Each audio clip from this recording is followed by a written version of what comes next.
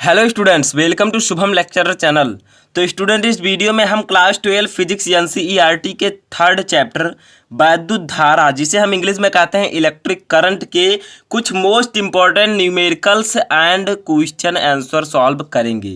देखिए, हम इस वीडियो में इन टॉपिक पर डिस्कस करने वाले हैं। बहुत ही इंपॉर्टेंट वीडियो है। अगर आप ये लास्ट तक देखते हैं तो आपको पूरे साल इन सूत्र, इन क्वेश्चन को पढ़ने की जरूरत नहीं होगी, क्योंकि इतने अच्छे से आपको समझ में आ जाएगा। देखिए क्या बताऊंगा मैं इस वीडियो में, 3 एनसीईआरटी क्वेश्चन आंसर, यानी कि एनसीईआरटी बुक के 3 क्वेश्चन आंसर बताऊंगा वैद्युत धारा चैप्टर के। ठीक है, 2 न्यूमेरिकल और सॉल्यूशन इसका। ठीक है, जिसमें से एक न्यूमेरिकल आपका प्योर एनसीईआरटी बुक का होगा। और जब ये सब मैं आपको सॉल्व करा दूंगा, आंसर लिख दूंगा, तो इसका पीडीएफ मैं डिस्क्रिप्शन में डाल दूंगा। आप लोग जाकर वहां से डाउनलोड कर सकते हैं। पढ़ने के बाद आपको समझ में भी आ जाएगा और नोट भी आपको मिल जाएगा। ठीक है, तो चलिए वीडियो को शुरू करते हैं बिना किसी टाइम वेस्ट किए हुए।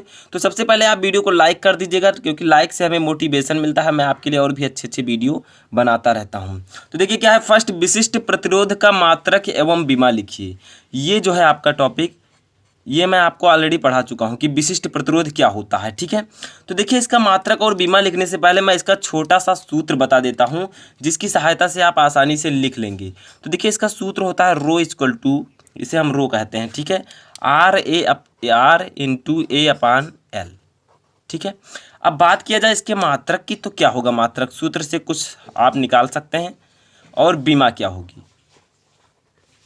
तो देखिए सूत्र से अगर हम देखें तो मात्रक क्या होगा, आर का मात्रक ओम, ए का मात्रक होगा मीटर स्क्वायर और एल का मात्रक होगा मीटर। तो मीटर स्क्वायर है, नीचे मीटर है, तो 1 मीटर इससे कैंसिल हो जाएगा। ठीक है, तो ओम और 1 मीटर यहाँ कर ओम मीटर। समझ में आया, बहुत ही सिंपल है, कोई भी दिक्कत नहीं होनी चाहिए। ओम मीटर समझ सकते हैं आप। इसका मात्रक ओम, इसका मात्रक मीटर स्क्वायर, इसका मात्रक मीटर। तो ऊपर मीटर स्क्वायर है, नीचे मीटर है, तो 1 मीटर जो है इस मीटर स्क्वायर में से 1 को कट कर देगा, तो ओम मीटर आपका बचेगा।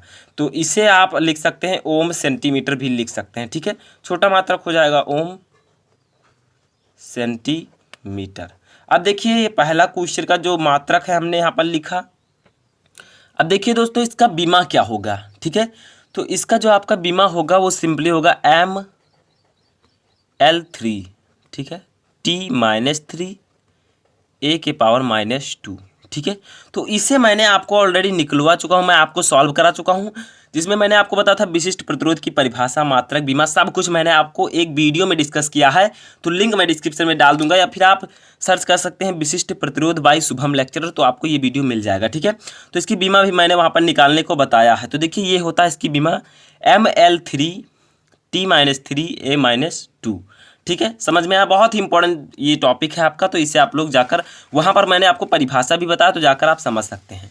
दूसरा जो आपका ये क्वेश्चन आता है, ये आपकी एनसीईआरटी बुक से है और बहुत ही इंपॉर्टेंट है, बहुत ही छोटा क्वेश्चन है। ठीक है, क्योंकि हम अति लघु उत्तरीय की बात कर रहे हैं। तो देखिए, ऐसे 2 पदार्थों के नाम लिखिए, यहाँ पर लिखिए रहना चाहिए। ठीक है, जिनकी प्रतिरोधकता ताप बढ़ाने पर घटती है, यानी कि ऐसे 2 पदार्थों के नाम लिखिए जिनकी प्रतिरोधकता, प्रतिरोधकता का मतलब विशिष्ट प्रतिरोध, ताप बढ़ाने पर घटती है। ठीक है, विशिष्ट प्रतिरोध को ही हम प्रतिरोधकता कहते हैं। तो देखिए क्या होगा, 2 ऐसे पदार्थ जो हैं वो हैं आपके अर्धचालक। ठीक है, अर्धचालक का मतलब सेमी कंडक्टर, अर्धचालक। और उन अर्धचालक का नाम क्या है दोनों पदार्थों का, तो एक का नाम है जर्मेनियम, जर्मेनियम, और दूसरे का नाम है आपका सिलिकॉन, सिलिकॉन।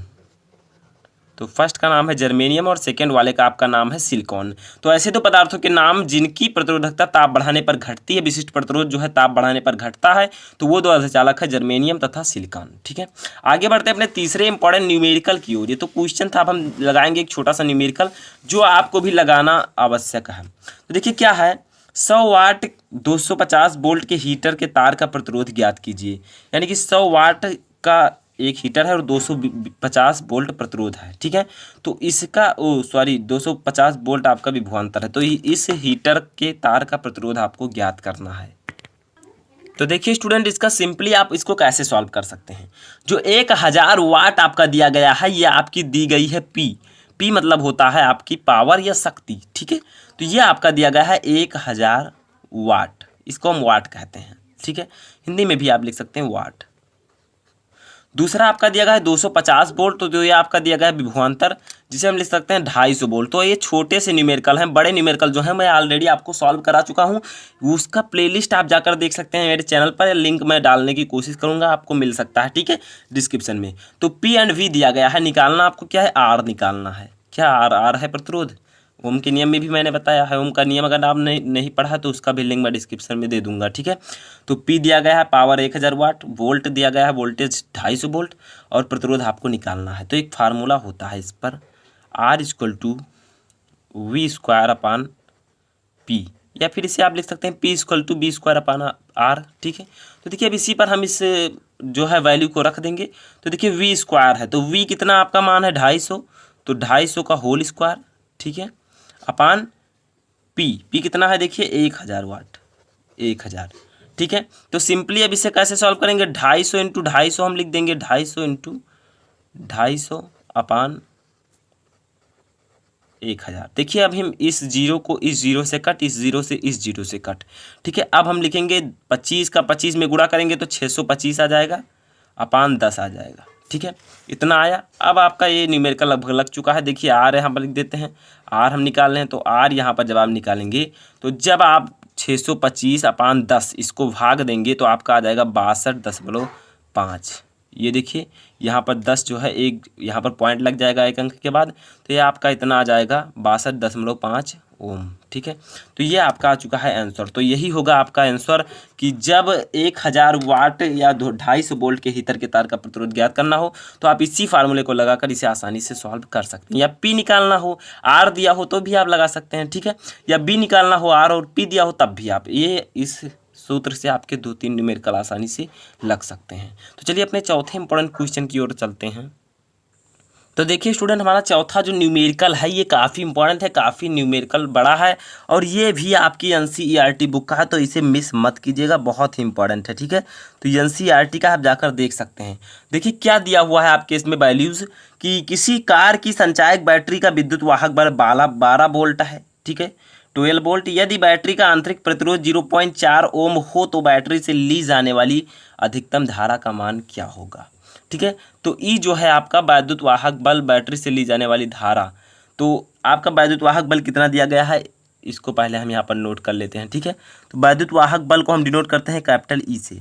तो कैपिटल ई जो आपका दिया गया है वो दिया गया है 12 वोल्ट, ठीक है। तो सॉरी यहाँ पर देखिए, तो देखिए ई आपका कितना है 12 वोल्ट, ठीक है। यहाँ पर कुछ चीज़ें जो दी गई है उसको लिख लेते हैं। आंतरिक प्रतिरोध आपका, जो आंतरिक प्रतिरोध को हम डिनोट करते हैं स्मॉल आर से, तो स्मॉल आर आपका है 0.4 ओम, ठीक है, इतना दिया गया है। अब देखिए आपको क्या ज्ञात करना है कि अधिकतम धारा का मान ज्ञात करना है, तो हमें ज्ञात करना है आई। तो आई इक्वल टू आपको निकालना है यहाँ पर।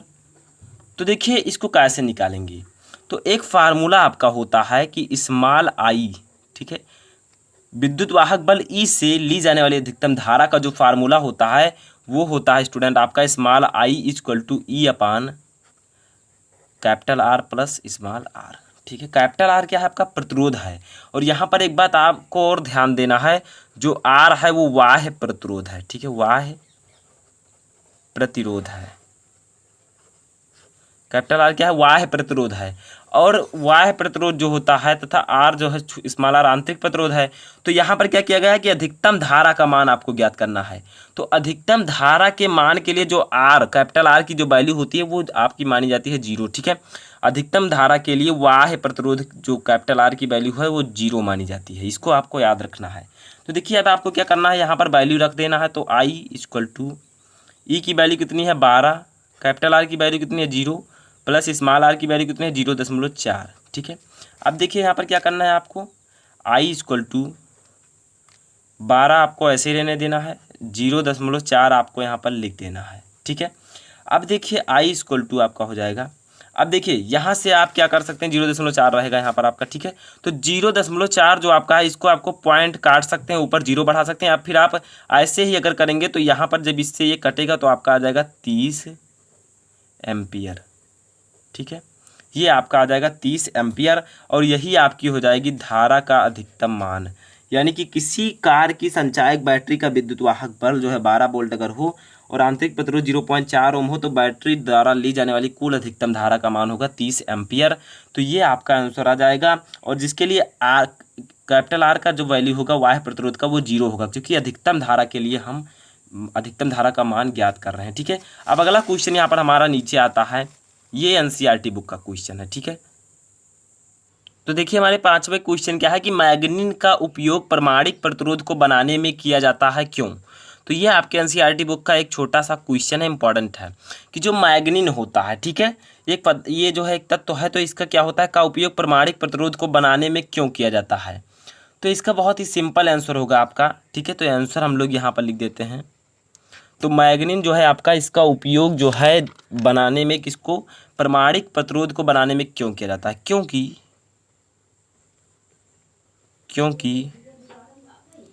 तापमान में परिवर्तन, ठीक है, तापमान मतलब टेम्परेचर में, ठीक है, में परिवर्तन, तापमान में परिवर्तन इसे प्रभावित नहीं करता,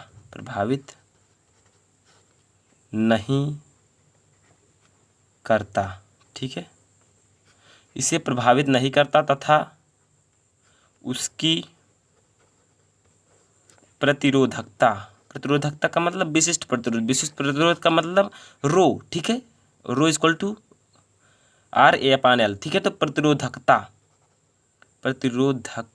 यहाँ पर क्या कर दीजिए, ठीक है, उसकी प्रतिरोधकता जो है वो उच्च है, उच्च का मतलब अधिक है, उच्च है। तो एक बार हम फिर से पुनः इसे समझते हैं कि मैग्नीन का उपयोग परमाणिक प्रतिरोध को बनाने में क्यों किया जाता है। तो मैग्नीन जो है उसके क्योंकि तापमान में परिवर्तन इसे प्रभावित नहीं करता है। अगर मैग्नीन के तापमान में हम परिवर्तन करें तो वो उस पदार्थ को प्रभावित नहीं करता है, ठीक है। और मैग्नीन की जो प्रतिरोधकता है वो उच्च है। 2 कारण आप बता सकते हैं। नंबर 1 आप बताइए कि मैग्नीन का जो प्रतिरोधकता है, विशिष्ट प्रतिरोध है, रो है, वो उच्च है, ठीक है। और ये क्योंकि इसमें जो है तापमान में परिवर्तन जो है इसे प्रभावित नहीं कर सकता है, इसीलिए मैग्नीन का उपयोग परमाणिक प्रतिरोध को बनाने में किया जाता है, ठीक है। ये आपका 5वां क्वेश्चन था, इसका आंसर मैंने बताया। तो फाइनली अगर देखा जाए तो इस वीडियो में मैंने आपको 2 न्यूमेरिकल और 3 आपको क्वेश्चन आंसर बताइए, ठीक है। PDF भी आपको डिस्क्रिप्शन में मिल जाएगा, जाकर डाउनलोड कर लीजिएगा, जिसमें से आपके 3 क्वेश्चन तो एनसीईआरटी बुक के थे। तो ये बहुत ही इंपॉर्टेंट क्वेश्चंस है। ऐसे मैं आपके लिए वीडियो बनाते रहूँगा। तो इस वीडियो में फिलहाल इतना ही। आप लोग तैयारी अच्छे से करते रहिए। कोई भी क्वेरी है आप मुझे कमेंट बॉक्स में बता सकते हैं, मैं उस पर वीडियो बनाने की कोशिश जरूर करूँगा। तो इस वीडियो में फिलहाल इतना ही। Thank you.